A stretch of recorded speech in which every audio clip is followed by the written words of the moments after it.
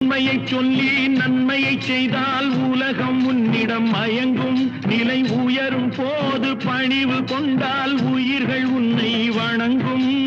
உண்மை என்பது அன்பாகும், பெரும் பணிவு என்பதும் பண்பாகும்.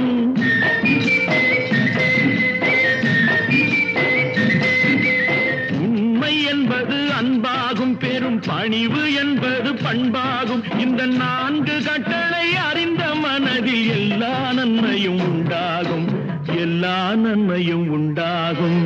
6 மனமே 6, அந்த ஆண்டவன் கட்டளை 6. 6 மனமே 6, அந்த ஆண்டவன் கட்டளை 6.